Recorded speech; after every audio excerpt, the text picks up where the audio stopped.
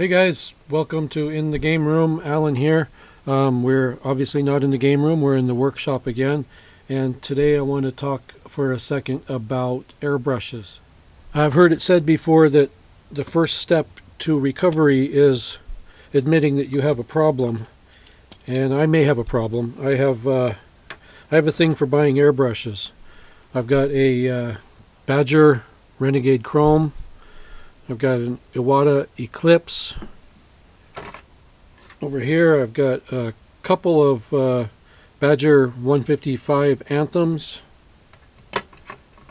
And I've got a drawer, which is over that way, you can't see, full of a bunch of old Model 200 and Model 150 Badger airbrushes from years and years past.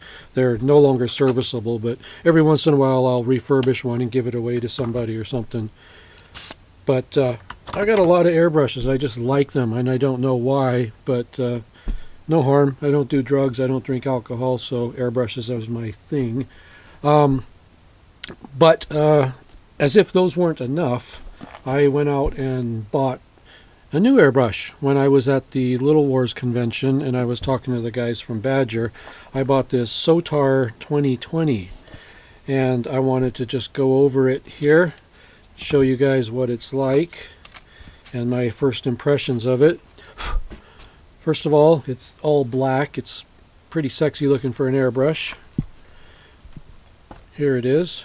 It's got a little rubber cap on it because there's nothing protecting the needle sticking out the front here. So when it's in storage, this little cap here is a pretty nice thing.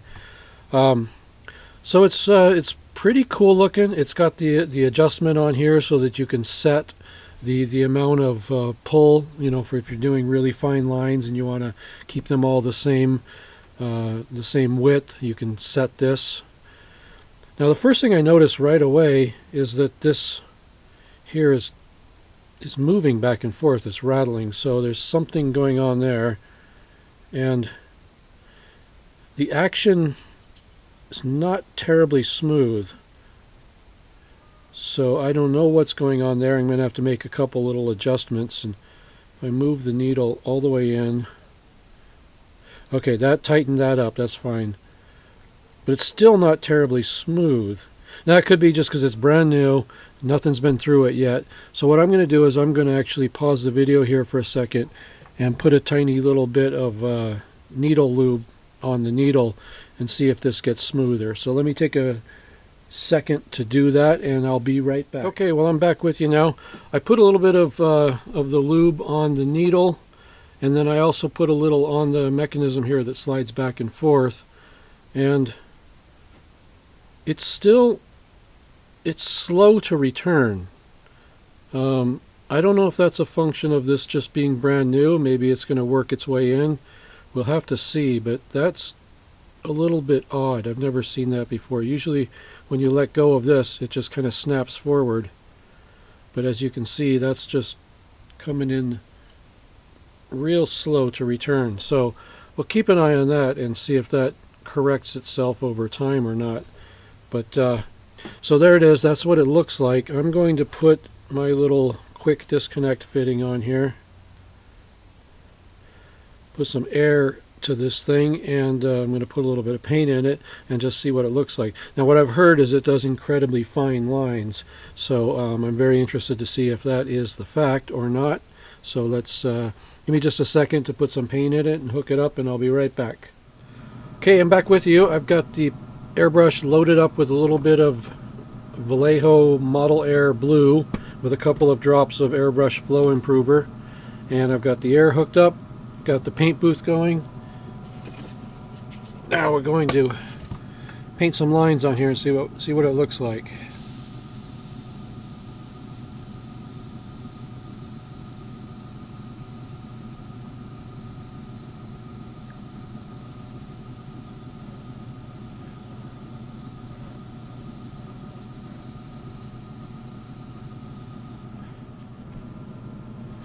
I hope you're seeing that on the video. That is some really, really fine lines there.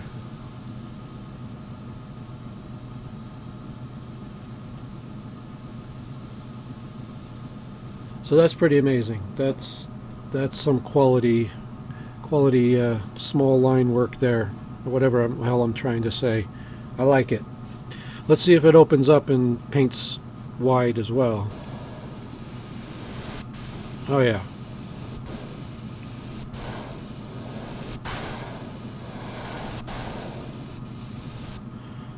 Okay, so it opens up pretty wide, and of course it seems to excel at doing very, very, very fine lines. That's actually pretty amazing. I hope you can see how fine that got to be there. So that's pretty impressive. Does a nice job of spraying. And open it up all the way. So yeah, it'll do some big jobs as well as the really super fine stuff. And then immediately go right back to the tiny little lines.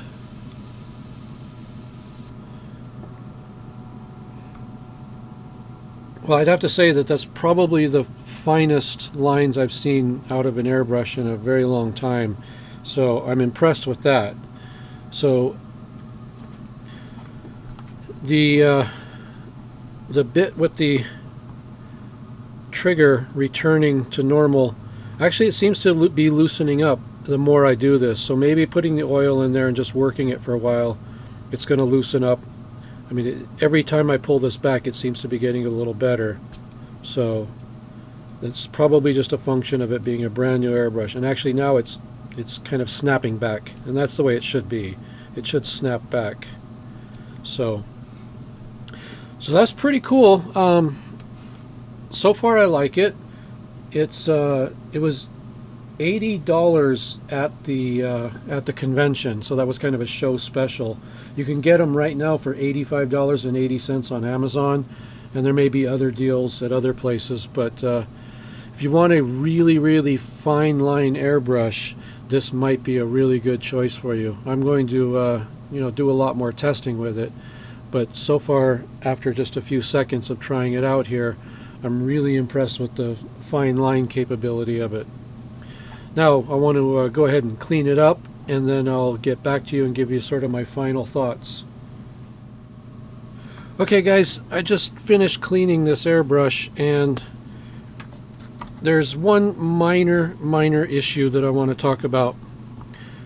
This color cup here, the way it's designed, or should I say the way it's machined, I don't know if you'll be able to see, but in the center there's about a 1/4 inch area at the bottom where it looks like a sort of half round mill has gone in there and kind of hogged out some of the material. And I made a little sketch here to show, if you can imagine cutting this right in half and getting a section view. Here's the color cup, how it meets the main body of the airbrush, and this here is where the needle runs all the way through. There's this area right here that apparently has been milled out with a nearly flat bottom. It's a slightly curved bottom, but what happens is that there's a couple of very sharp corners right here, well, all the way around actually, so this is a section view, but there's very sharp corners right here, and when you're cleaning the airbrush, these corners here trap paint. I had to clean this 4 or 5 times running liquid through it, and then when I thought I was finally done, I put a Q-tip down in there just to run around and make sure there wasn't anything still down in there, and still came out with a little bit of blue. So I'm actually going to do a little more cleaning. So while this airbrush seems to operate really, really nicely and do some fantastic fine lines, it looks like it might be a little bit of a bear to keep clean. So if you get one of these, be very aware of that. You may have to rinse several times. You may have to squirt water in and just let it run out. You might have to, work on a technique to really, really get down in there and get that super clean. There's another end of a clean end of the Q-tip. Still picked up a little bit of blue in there. So just be very careful cleaning this and make sure you get down into those sort of sharp corners. If those were more rounded and polished, it sure would be a lot easier, I think, to keep this thing clean. But it looks like it's going to be a little bit of a job, but you know, maybe that's just the nature of this beast. You know, it's a very fine instrument, and it's just going to take a little bit of tender, loving care to keep it clean. But I would not say don't get it because of that. It's just something to be aware of. It looks like a really good airbrush, and I think I'm going to enjoy using it. So there you go. It's the Sotar 2020 from Badger Airbrushes, currently on Amazon.com at $85.80.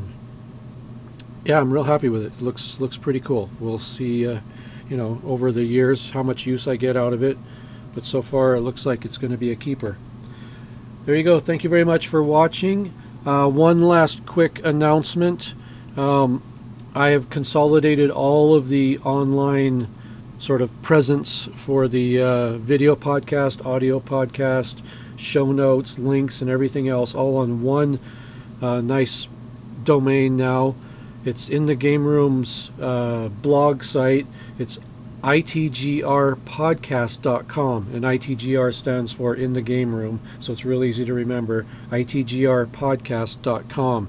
That'll have links to the video podcasts like these, the audio podcasts, and links to SoundCloud and iTunes, as well as any blog entries, show notes, links, things like that. Like I may put up a direct link to buy this airbrush if you're interested. So check that out at itgrpodcast.com. Thanks a lot for watching. See you next time.